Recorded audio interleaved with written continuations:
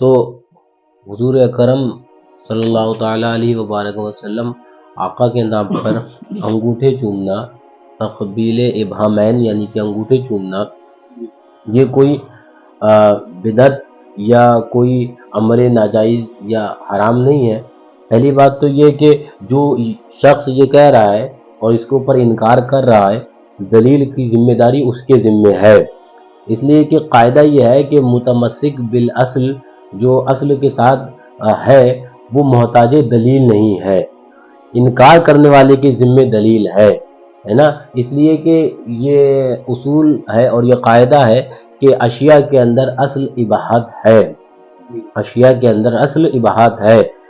ہاں، کوئی اگر اس پر انکار کر رہا ہے، کوئی اس کو حرام ناجائز کہہ رہا ہے، تو دلیل وہ دے گا جو ناجائز و حرام کہہ رہا ہے، نہ کہ وہ جو اصل کے ساتھ قائم ہے، اس کے اوپر دلیل کی ذمہ داری نہیں بنتی ہے۔ پہلی بات تو یہ کہ حضور اکرم صلی اللہ علیہ وسلم کے نام پاک کے اوپر انگوٹھے چومنا اور اس کو ہونٹوں سے لگا کر آنکھوں سے لگا لینا،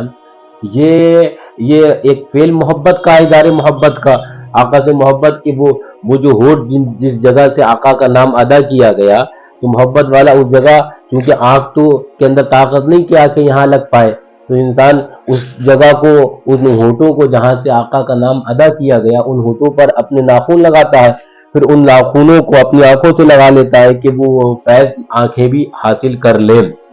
یہی اعلیٰ حضرت فاضل بریلوی رضی اللہ تعالیٰ نے ایک شعر کہا ہے کہ لب پہ آ جاتا ہے جب نام جناب، منہ میں گھل جاتا ہے شہد نایاب، وجد میں آ کے پھرا میں بےتاب، اپنے لب چوم لیا کرتے ہیں۔ تو پہلی بات تو یہ کہ آقا کے نام پر انگوٹھے چومنا، تو کوئی اگر اس کو جو بھی کہے، تو اگر کوئی وہابی یا دیوبندی خبیث اگر اس کے اوپر انکار کر رہا ہے، تو دلیل اسے دینا ہے کہ کہاں کس قرآن پاک کی آیت میں بتا کہ یہ ایسا کرنا منع کیا گیا، کون سی کوئی حدیث بتا کہ ایسا کرنا منع کیا گیا۔ تو پہلی بات تو یہ آپ سمجھ لو، اس سے خالی یہ اسی مسئلے میں نہیں بلکہ اس سے اور بہت سے مسائل حل ہوتے ہیں، جتنے بھی اہل سنت معاملات ہیں، تو جن چیزوں کے اندر وہابی دیوبندی اعتراضات کرتے ہیں، ان سب کا معاملہ یہی ہے کہ جو منع کریں گے تو وہ اپنی منع کرنے پر اور اپنے حرام یا ناجائز کہنے پر دلیل کی ذمہ داری ان کی ہے۔ الٹا اہل سنت سے پوچھتے ہیں کہ آپ دلیل اہل سنت نہیں، دلیل تو آپ کے تمہارے ذمہ ہے، حرام یا ناجائز تم کہہ رہے ہو، پہلی بات۔ لیکن اس کے باوجود بھی بحمداللہ احادیث اور اقوال علماء اور فقہا اس مسئلے کے اندر بکثرت ہے، جیسے کہ ایک حدیث پاک سرکار اعلیٰ حضرت فاضل بریلوی رضی اللہ تعالیٰ عنہ نے اس کو فتاوی رضویہ شریف میں ذکر بھی فرمایا، فرماتے ہیں ذکرہ الدیلمی فی الفردوس من حدیث ابی بکر صدیق رضی اللہ تعالی عنہ انہ لما سمع قول المؤذن اشہد ان محمد رسول اللہ قال ھذا وقبل باطن الانملتین السبابتین ومسح عینیہ فقال صلی اللہ تعالی علیہ وسلم من فعل مثل ما فعل خلیلی فقط حلت علیہ شفاعتی۔ ترجمہ،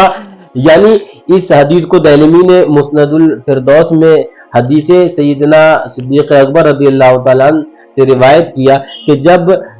سرکار سیدنا صدیق اکبر رضی اللہ تعالیٰ عنہ نے مؤذن کو اشہد ان محمد رسول اللہ صلی اللہ تعالیٰ علیہ وسلم کہتے سنا، تو یہ دعا پڑھی۔ کون سی دعا پڑھی؟ یہ کہ اشہد ان محمدن عبدہ ورسولہ رضیت باللہ ربا وبالاسلام دینا وبمحمد صلی اللہ تعالی علیہ وسلم نبیہ۔ یہ دعا پڑھی اور دونوں کلمے کی انگلیوں کے پورے جانب زیری چوم کر آنکھوں سے لگائے۔ کس نے؟ حضرت سیدنا صدیق اکبر رضی اللہ تعالیٰ نے جب یہ مؤذن نے کہا اشہد ان محمد رسول اللہ صلی اللہ علیہ وسلم، تو آپ نے اپنے شہادت کی انگلیاں ہے نا، کلمے کی انگلیوں کے پورے جو چومے اور اپنی آنکھوں سے لگائے۔ آقا دو عالم صلی اللہ علیہ وسلم دیکھ رہے تھے، حضرت صدیق اکبر رضی اللہ عنہ نے جب یہ کیا، وہ مسح عینیہ اپنی دونوں آنکھوں پہ لگایا، فقال صلی اللہ علیہ وسلم، تو آقا نے فرمایا من فعل مثل ما فعل خلیلی فقد حلت علیہ شفاعتی، جس نے ایسا کیا جیسے کہ میرے اس خلیل نے کیا، فقط حلت علیہ شفاعتی، اس کے اوپر میری شفاعت حلال ہوگی۔ یعنی کہ یہ تو اتنا مبارک فعل ہے کہ صدیق اکبر رضی اللہ تعالیٰ عنہ کی سنت بھی، اور اس سے آقا فرماتے ہیں جس نے ایسا کیا جیسا کہ میرے خلیل نے کیا، فقط حلت علیہ شفاعتی، اس پر میری شفاعت حلال ہو گئی۔ تو یہ حدیث پاک تو گویا کہ پتہ چلا کہ حضور کے نام پر انگوٹھے چومنا یہ بدعت، ناجائز و حرام نہیں ہے، بلکہ یہ تو حضرت صدیق اکبر رضی اللہ تعالیٰ عنہ کی سنت بھی ہے، اور آقا دو عالم صلی اللہ علیہ وسلم کی اس پر بشارت شفاعت بھی ہے نا۔ جو ایسا کرے گا وہاں سے وہ پائے گا۔ اچھا، اب اس کے بعد سرکار اعلیٰ حضرت رضی اللہ تعالیٰ عنہ اس حدیث پاک کو نقل کرنے کے بعد فرماتے ہیں کہ مولانا علی قاری علی رحمۃ الباری علامہ، یہ اس کے حدیث کے بعد نقل کرنے کے بعد فرماتے ہیں وَإِذَا ثَبَتَ رَفَعَهُ إِلَى الصِّدِّيقِ رضی اللہ تعالی عنہ فَيَكْفِي لِلْعَمَلِ بِهِ لِقَوْلِهِ علیہ الصلاۃ والسلام علیکم بسنتی وسنت الخلفاء الراشدین۔ یعنی صدیق اکبر رضی اللہ تعالیٰ عنہ سے اس فعل کا ثبوت عمل کو کافی ہے۔ علامہ مولا علی قاری فرماتے ہیں کہ حضور اقدس صلی اللہ علیہ وسلم فرماتے ہیں تم پر لازم کرتا ہوں اپنی سنت اور اپنے خلفائے راشدین کی سنت رضی اللہ تعالی عنہم اجمعین، یعنی کہ علیکم بسنتی و سنت الخلفاء الراشدین۔ آقا فرماتے ہیں تم پر لازم ہے کہ میری بھی سنت کا پر عمل کرو اور میری خلفائے راشدین، یعنی کہ حضرت صدیق اکبر رضی اللہ تعالیٰ، حضرت فاروق اعظم رضی اللہ تعالیٰ، حضرت عثمان ذو النورین رضی اللہ تعالیٰ، حضرت مولا کائنات شیر خدا مشکل کشا کرم اللہ تعالیٰ وجہ الکریم۔ آقا فرماتے تم پر لازم ہے کہ میری بھی سنت پر عمل کرو اور ان چاروں کی سنت پر بھی عمل کرو۔ تو اب مولانا علی قاری علی رحمۃ الباری فرماتے ہیں کہ جب حضرت صدیق اکبر رضی اللہ تعالیٰ نے آقا کے نام پر اپنی انگلیوں کو چوم کر آنکھوں سے لگایا تو یہ تو ان کی سنت ہو گئی، اور آقا کہہ رہے ہیں تم پر لازم ہے میری بھی سنت اور میرے خلفائے راشدین کی بھی سنت پر عمل کرنا، لہٰذا ہم ان کی سنت پر عمل کریں گے۔ تو ان کی سنت پر عمل کرنا گویا کہ حضور کی سنت پر عمل کرنا ہوا ہے نا، حضور کے طریقے پہ عمل کرنا ہوا۔ اچھا، اعلیٰ حضرت فاضل بریلوی رضی اللہ عنہ یہ فرماتے ہیں۔ اچھا، اب اس کے بعد آگے بڑھو۔ علامہ امام سخاوی المقاصد الحسنہ فی الاحادیث الدائرہ علی الالسنہ میں فرماتے ہیں کہ عن الحسن رضی اللہ تعالیٰ انہ قال من قال حین یسمع المؤذن یقول اشہد ان محمد رسول اللہ مرحبا بحبیبی وقرۃ عینی محمد ابن عبداللہ صلی اللہ علیہ وسلم ویقبل ابہامیہ ویجعلہما علی عینیہ لم یعم ولم یرمد۔ یعنی فرماتے ہیں کہ حضرت راکب دوش حضور حضرت امام حسن مجتبی رضی اللہ تعالیٰ فرماتے ہیں کہ جو شخص مؤذن کو اشہد ان محمد رسول اللہ کہتے سنے اور یہ دعا پڑھے، کیا دعا پڑھے؟ مرحبا بحبیبی وقرۃ عینی محمد ابن عبداللہ صلی اللہ علیہ وسلم، اور اپنے انگوٹھے چوم کر آنکھوں پر رکھے، نہ کبھی اندھا ہو نہ کبھی اس کی آنکھیں دکھیں۔ یعنی کہ یہ شفاعت کا مدعا پہلے آپ کو سنا آپ نے کہ آقا فرماتے ہیں جس نے ایسا کیا اس پر میری شفاعت حلت علیہ شفاعت، اس پر میری شفاعت حلال ہے۔ اور حضرت راکب دوش پیغمبر شہزادہ حضور شہنشاہ نوجوانان جنا حضرت امام حسن مجتبی برادر حضرت امام حسین رضی اللہ تعالیٰ عنہ، وہ کیا فرماتے ہیں؟ وہ فرماتے ہیں کہ جو آقا کے نام پر انگوٹھے چومے اور دعا پڑھے کہ مرحباً بحبیبی وقرۃ عینی محمد ابن عبداللہ صلی اللہ علیہ وسلم، تو فرماتے ہیں نہ کبھی اندھا ہو اور نہ کبھی آنکھیں دھوکیں۔ اس سے ایک بات اور بھی سمجھ میں آئی، اندھا دو طرح ہوتا ہے، ایک آنکھ کا اندھا اور ایک دل کا اندھا، ہے نا؟ تو وہابی دل کا اندھا بھی ہے نا، دیوبندی دل کا اندھا، جتنے بھی گستاخ خدا و رسول دل کے اندھے ہیں۔ تو آپ فرمایا کہ آنکھیں کبھی اندھی نہیں ہوں گی، کبھی وہ اندھا نہیں ہوگا۔ تو انشاءاللہ جو یہ کرے گا نہ تو دل کا اندھا ہوگا اور نہ آنکھ ہی کا اندھا ہوگا، ہے نا، انشاءاللہ۔ اس لیے کہ آپ کے فیض اور آپ کی طرف سے امید ہے کہ نہ انشاءاللہ جو آقا کے نام پر ایسا کرے گا اور یہ دعا پڑھے گا جو حضرت امام حسن مجتبی رضی اللہ تعالیٰ نے تعلیم فرمائی، تو فرماتے اندھا نہیں ہوگا۔ تو اپنا تو اذان یہ کہتا ہے نہ دل کا اندھا ہوگا اور نہ آنکھ کا اندھا ہوگا۔ اچھا، اعلیٰ حضرت فاضل بریلوی رضی اللہ تعالیٰ نے اس کے بعد فرماتے ہیں کہ بلکہ شرح نقایہ و کنز العباد اور فتاوی صوفیہ میں اس عمل کے متعلق یہ مدعا جافزہ بھی مذکور ہوا کہ اسی عمل کے متعلق کہ آقا کے نام آئے اور آقا کے نام پر انگوٹھے یا انگلی کو چومے، تو اس عمل کے متعلق ایک یہ مدعا جافزہ بھی آیا۔ وہ کیا آیا کہ فَإِنَّهُ صلی اللہ تعالیٰ علیہ وسلم یکون قائدا لہ الی الجنہ، کہ آقا دو عالم صلی اللہ علیہ وسلم اپنے پیچھے پیچھے اسے جنت میں لے جائیں گے۔ یعنی کہ جو آقا کے نام پر انگوٹھے چومے گا، آقا اس کو اپنے پیچھے پیچھے جنت میں لے۔ تو ایک روایت جو میں نے پہلے دیلمی وغیرہ کی اور مسند فردوس کی آپ کو سنائی کہ اس میں آقا نے فرمایا کہ جس نے ایسا کیا جیسے کہ میرے حبیب نے کیا، خلیل نے کیا، تو میری شفاعت اس پر حلال ہو گئی۔ ایک دوسری حضرت امام حسن مجتبی رضی اللہ تعالیٰ عنہ سے سنی آپ نے کہ وہ نہ کبھی اندھا ہوگا جو ایسا کرے گا، اور نہ کبھی اس کی آنکھیں دکھیں گی، ہے نا۔ اور تیسرا یہ مدعا آیا کہ تیسری روایت کے اندر یہ آیا کہ آقا ارشاد فرماتے ہیں کہ میں اس کو اپنے پیچھے پیچھے جنت میں لے کر جاؤں گا۔ اچھا ابھی اور بھی سنو نا، ایک جگہ ایک روایت میں آیا کہ فرماتے ہیں کہ رویہ عن النبی صلی اللہ تعالی وسلم انہ قال من سمع اسمی فی الاذان ووضع ابہامیہ علی عینیہ فانا طالبہ فی صفوف القیامہ وقائدہ الی الجنہ۔ آقا ارشاد فرماتے ہیں کہ جو شخص ہمارا نام اذان میں سنے اور اپنے انگوٹھے آنکھوں پر رکھے تو ہم اس کو قیامت کی صفوں میں تلاش کریں گے۔ آقا فرماتے ہیں تو ہم اس کو قیامت کی صفوں میں تلاش فرمائیں گے۔ فَأَنَا طَالِبُهُ فِي صُفُوفِ الْقِيَامَةِ، آقا فرماتے ہیں ہم اسے قیامت کی صفوں میں تلاش فرمائیں گے۔ کتنا سبحان اللہ عمدہ مدعا جافزہ ہے۔ آقا آگے فرماتے ہیں اور اس کو وَقَائِدُ إِلَى الْجَنَّةِ، یعنی کہ اور اس کو اپنے پیچھے پیچھے جنت میں بھی لے کے جائیں گے، اسے قیامت کی صفوں میں تلاش بھی فرمائیں گے اور اسے اپنے پیچھے پیچھے جنت میں بھی لے کے جائیں گے۔ اب وہابیوں کی قسمت میں یہ چیزیں ہی نہیں ہیں تو وہ تو انہیں حرامی کہنا ہے نا، انہیں تو شرک و بدعت کہنا ہے، اس لیے کہ نہ تو آقا انہیں قیامت میں اور وہاں پر صفوں میں تلاشی فرمائیں گے اور نہ تو وہ جنت میں جائیں گے، بلکہ ان کے لیے تو جہنم ہے نا۔ تو وہابیوں کے لیے تو یہ چیزیں ان کے حصے میں آئیں گی نا، پاک چیز پاک لوگوں کے لیے آتی ہیں۔ اسی وجہ سے امام جو ہے وہ شامی وغیرہ اور دیگر رد المحتار وغیرہ کے اندر اس باب کا استحباب، اس چیز کا، اس بات کا، یعنی کہ آقا کے نام پر چومنا اور چوم کر آنکھوں سے لگانا، اس کا استحباب بھی ذکر ہے اور اس کا استحسان بھی ذکر ہے شامی اور رد المحتار وغیرہ کے اندر، در مختار میں۔ اچھا اب ایک روایت اور مقاصد حسنہ کی فرمایا جاتا ہے عن الخضر علیہ السلام انہ قال من قال حین یسمع المؤذن یقول اشہد ان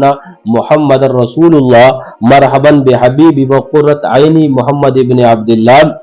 ثم یقبل ابہامیہ ویجعلہما علی عینیہ لم یرمد ابدا۔ حضرت خضر علیہ السلام فرماتے ہیں کہ جو شخص مؤذن کو یہ کہتے سنے اشہد ان محمد رسول اللہ تو کہے مرحبا بحبیبی وقرۃ عینی محمد ابن عبداللہ، پھر اپنے انگوٹھوں کو چومے اور اپنی آنکھوں سے لگائے تو اس کی آنکھیں کبھی نہ دکھیں گی، اس کی آنکھیں کبھی نہ دکھیں گی۔ اچھا اب اس کے علاوہ اور آگے بڑھو تو خالی علماء احناف ہی نہیں بلکہ علماء شوافی حضرات ہوں یا علماء مذہب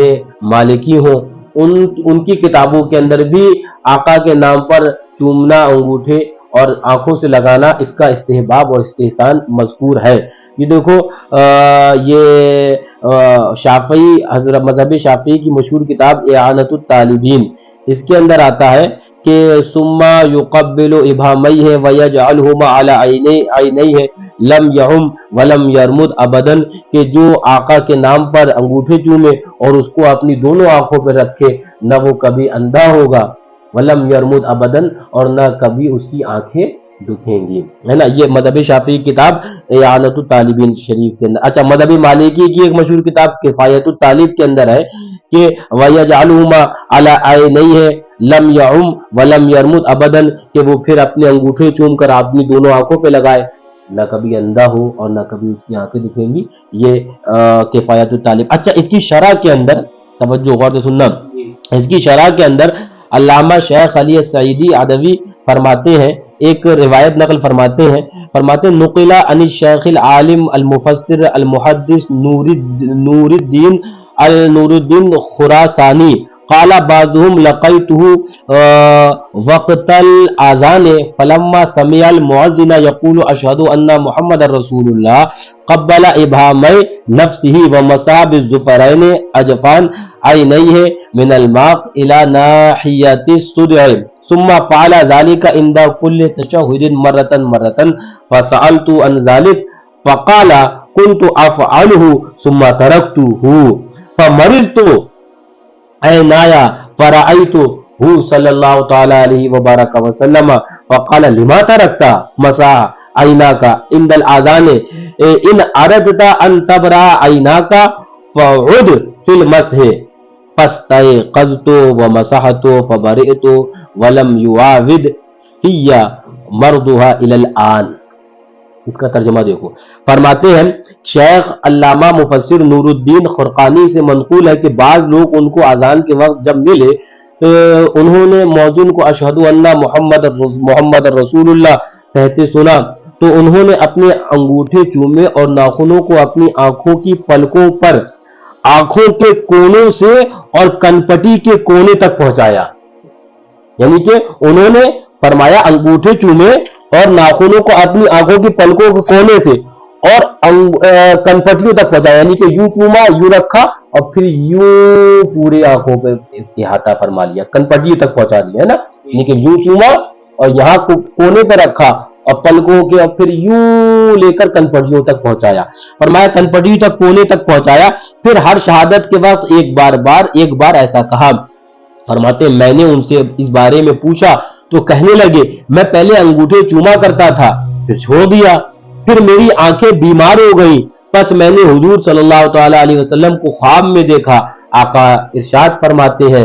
آقا نے فرمایا مجھ سے کہ تم نے اذان کے وقت انگوٹھے آنکھوں سے لگانا کیوں چھوڑ دیے؟ اگر تم چاہتے ہو کہ تمہاری آنکھیں اچھی ہو جائے تو پھر یہ انگوٹھے آنکھوں سے لگانا شروع کر دو. فرماتے ہیں پس میں بیدار ہوا، ثم استيقظت، فرمایا تو پس میں بیدار ہوا اور مسح شروع کیا، مجھ کو آرام ہو گئی اور پھر اب تک وہ مرض بحمد اللہ نہ لوٹا. کیا فرماتے ہیں؟ فرماتے ہیں کہ میں ایسا عمل کرتا تھا پھر میں نے چھوڑ دیا. پھر آقا خواب میں تشریف لائے نا، وہ فرماتے ہیں فرأیتہ صلی اللہ تعالی علیہ وبارک وسلم فی المنام فقال لما ترکت مسح عینیک عند الاذان. کہ فرماتے ہیں پھر آقا خواب میں تشریف لائے اور کہا کہ اذان میں ایسا کام کرنا، ایسا فعل، یہ جو چومنا، یہ کیوں چھوڑ دیا؟ تو فرماتے ہیں آقا اگر تم چاہتے ہو کہ اپنی آنکھیں دوبارہ ٹھیک کر لو تو یہ کام دوبارہ شروع کرو. فرماتے ہیں میں نے پھر سے وہی شروع کر دیا، میری آنکھیں ٹھیک ہو گئی اور دوبارہ وہ مرض ابھی تک نہ لوٹا، ہے نا. تو اگر اپنی کسی کو آنکھیں ٹھیک رکھنا ہے، درست رکھنا ہے اور 72 امراض سے بچنا ہے، دنیاوی ہو یا اخروی ہو، دونوں سعادتیں حاصل کرنا ہے تو آقا کے اسم پاک کے اوپر انگوٹھے چومنا ہوں گے اور چومنے سے اس کی آنکھیں بھی محفوظ رہیں گی اور آخرت میں جو اس کے منافع اور فوائد حاصل ہوں گے وہ تو الگ ہے. تو گویا کہ پتہ کیا چلا، یہ آنکھیں وہ انگوٹھے چومنا حضرت آدم علیہ السلام کی بھی سنت، حضرت امام حضرت صدیق اکبر رضی اللہ تعالیٰ عنہ کی بھی سنت اور حضرت سیدنا امام حسن مجتبی رضی اللہ تعالیٰ عنہ آپ کی بھی سنت ہے کہ آقا کے نام پر انگوٹھے چومنا. اچھا یہاں تک تو یہ ہو گئی. اب یہاں پر کچھ وہابی دیوبندی، کچھ اہل حدیث اہل حدث گدھے وہ کہیں گے کہ نہیں یہ حدیث کے بارے میں آیا کہ صحیح نہیں ہے، اس حدیث کے بارے میں آیا کہ وہ صحیح نہیں ہے. گدھوں تمہیں ابھی یہی نہیں پتا کہ جب فقہا کسی حدیث کے بارے میں اگر یہ کہہ بھی دیں کہ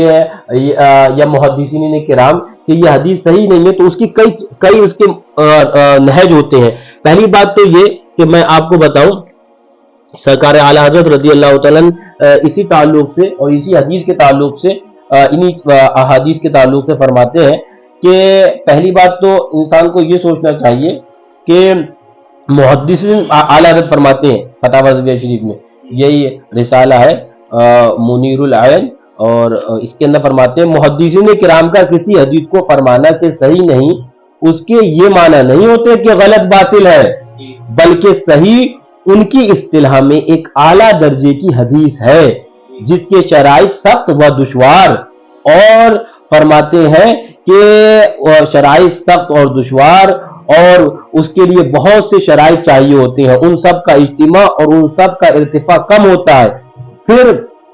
فرماتے ان سب کے ساتھ اس کا اس بات سخت دقتیں، اگر اس مبحث کی تفصیل کی جائے کلام طویل ہو جائے۔ تو پہلی بات تو یہ کہ فقہا اگر کسی حدیث کو بارے میں یہ فرما دیں کہ یہ حدیث صحیح نہیں، تو اس کا مطلب یہ نہیں ہوتا کہ یہ باطل ہے معاذ اللہ یا یہ غلط ہے، بلکہ اس کا معنی یہ ان کے جو اصطلاح کے اندر صحیح ایک اعلیٰ درجے کی حدیث، اس کے شرائط اور ضوابط بہت ہے، ان تمام شرائط کے ساتھ پائے جائے تو وہ اس حدیث کو کہتے ہیں صحیح ہے نا، پہلی بات۔ دوسری بات یہ کہ یہ سمجھو کہ اگر کوئی حدیث اگر فقہ کسی کے تعلق سے فرما دے کہ یہ حدیث صحیح نہیں، غور سے سننا، کیا فرما دے کہ یہ حدیث صحیح نہیں، تو اس کا مطلب یہ نہیں ہوتا کہ یہ ضعیف ہے، بلکہ صحیح کے بعد دوسرا درجہ کیا آتا ہے؟ حسن کا آتا ہے نا۔ تو اگر کسی کے بارے میں فقہ یا محدثین یہ فرمائے کہ یہ حدیث صحیح نہیں، تو اس کا مطلب یہ نہیں ہوتا کہ یہ حدیث ضعیف ہے، بلکہ اس کے بعد دوسرا درجہ صحیح کے بعد حسن کا آتا ہے، تو حسن بھی تو ہو سکتی ہے، اور حسن حدیث حسن کافی ہے عمل کرنے کے لیے اس جگہ۔ اچھا، اور ایک بات یہ کہ ذہن میں رکھنا ہے نا، ایک بات تو یہ کہ اگر کسی کو فرما دے کہ ضعیف نہیں تو ہو سکتا ہے درجہ حسن پہ ہو، اس لیے کہ صحیح کے بعد درجہ حسن کا آتا ہے۔ تیسری بات یہ ہے کہ اگر حدیث ضعیف چند طرق سے، غور سے سننا، یہ اصولی بات کر رہا ہوں، کیونکہ کچھ گدھے اور غیر مقلد اپنے آپ کو اہل حدیث کہنے والے جو ہوتے ہیں وہ کہتے ہیں نہیں فقہ اس کے بارے میں کہتے ہیں یہ حدیث صحیح نہیں ہے، یہ حدیث صحیح نہیں ہے، تو وہ ایک چائنے والے گڈے کی طرح ہوتے ہیں، تو جو بولو تو واپس سے اتنے ہی بول دے گا، تو وہ گدھے اتنے ہی جتنا ان کے مولویوں نے انہیں بیوقوف بنا دیا، بہت سی بیوقوفیانہ والی باتیں کرتے ہیں، نہ علم کا عین انہیں معلوم ہوتا ہے۔ تو میں بتانے کیا لگا، دوسری بات یہ کہ مسئلہ یہ کہ حدیث ضعیف جب چند اسانید سے مروی ہو، چند اسنادوں سے مروی ہو، یعنی کہ ایک حدیث ضعیف کئی روایات سے کئی اسنادوں سے آئے، تو وہ حدیث ضعیف درجہ حسن پر پہنچ جاتی ہے۔ اور ابھی ہم بتا چکے کہ انگوٹھے چومنے والی حدیث کئی اسنادوں سے روایت ہوئی ہے نا، نمبر 2 بات۔ اور پھر اگر یہ مان بھی لیا جائے کہ یہ اس لیے، اچھا اس تعلق سے میں ایک اعلیٰ حضرت کا جو بھی میں نے بات بتائی اس کے تعلق سے فتاوی ازویشی میں اعلیٰ حضرت کیا فرماتے ہیں، حوالہ بھی سن لو، فرماتے ہیں حدیث اگر متعدد طریقوں سے روایت کی جائے اور وہ سب ضعف رکھتے ہوں تو ضعیف مل کر بھی قوت حاصل کر لیتے ہیں، بلکہ ضعف غایت شدت و قوت پر نہ ہو تو جبر نقصان ہو کر حدیث درجہ حسن تک پہنچتی، اور مثل صحیح خود احکام میں حلال و حرام میں حجت ہوتی ہے، مرقات میں ہے تعدد الطرق یبلغ الحدیث الضعیف الی حد الحسن، متعدد روایتوں سے آنا حدیث ضعیف کو درجہ حسن تک پہنچا دیتا ہے نا۔ تو یہ بات تو یہ، اچھا دوسری بات کیا، دوسری بات یہ کہ مان بھی لیا جائے کہ اگر ضعیف ہے تو فضائل کے اندر تو حدیث ضعیف بھی مقبول ہے نا، خالی فضائل کے نہیں، فضائل اور جہاں پر ترغیب یا ترہیب ہو وہاں پر بھی حدیث ضعیف مقبول ہے فضائل کے اندر، تو یہ تو معاملہ فضائل کا ہے تو اس کے اندر حدیث ضعیف مقبول۔ پھر اس کے بعد آگے بڑھو، اگر کوئی حدیث ضعیف ہے اور مسلمانوں کا اس پر عمل ہے تو اہل اسلام مسلمانوں کا اس پر عمل ہونا اس حدیث پر اس حدیث کو قوی بنا دیتا ہے، جیسے کہ بہت سی حدیث، یہ طویل کلام ہو جائے گا، میں اس جانب نہیں جاتا، بس اشارہ دے کے آگے بڑھوں گا کہ بہت سی ایسی احادیث جن کے بارے میں بتایا گیا، علماء نے بتایا کہ چونکہ اہل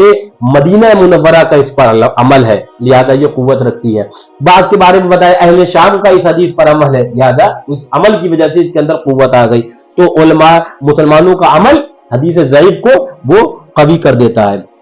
اچھا پھر اس کے بعد ایک بات اور فرمایا گیا، ما رآہ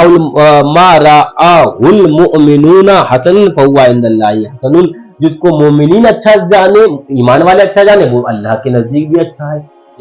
تو آقا کے نام پر انگوٹھے چومنا سارے ایمان والے اس کو اچھا جانتے ہیں، تو فرمایا کہ ما رآہ المؤمنون حسن فہو عند اللہ حسن، جس کو ایمان والے اچھا جانے وہ اللہ تعالیٰ کے نزدیک بھی اچھا ہے۔ تو گویا کہ پتہ چلا کہ یہ آقا کے نام پر انگوٹھے چومنا یہ کوئی بدعت یا ناجائز حرام نہیں ہے، بلکہ یہ بے شمار اہل علم کا اس پر عمل بھی ہے اور اس کے اوپر احادیث بھی شاہد عدل ہیں۔ आका के नाम पर अंगूठे चूमना बेहमदुल्ला, ये हजरत सैयदना आदम अलैहिस्सलाम की भी सुन्नत, हजरत सैयदना सिद्दीक अकबर रज़ियल्लाहु तआला अन्हु की भी सुन्नत, हजरत इमाम हसन मुज्तबा रज़ियल्लाहु तआला अन्हु की भी सुन्नत, और दीगर उलमाए अहले सुन्नत जिनकी रिवायत आपने सुनी, उन सब का ये तरीका है। और बिहम्दिल्लाह उसी तरीके पर हम अहले सुन्नत हैं। आका से मोहब्बत और आका से जो हमें लगाव है, उसी बुनियाद पर हम आका के नाम पर अपने लबों पर, जो लब हमारे आका का नाम अदा करते हैं, उस जगह लगाकर उस आंखों को लगा लेते हैं,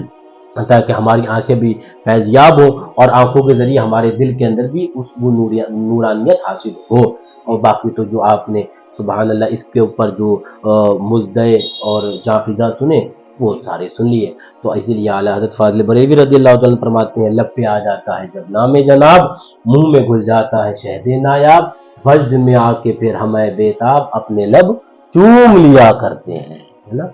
हाँ, तो वहाबियों देवबंदियों का न बात सुननी, ना उनका तरीका की तरफ जाना, ना उनकी बातों को पर कान धरना। हमें तो हमारे आला हज़रत फ़ाज़िल बरेलवी रज़ियल्लाहु तआला अन्हु सरकार शिरबेश सुन्नत रज़ियल्लाहु तआला अन्हु ने वो ही तरीका बताया जो तरीका सहाबा और ताबईन और दीगर उलमाए सलफ़ व खल्फ़ का रहा है।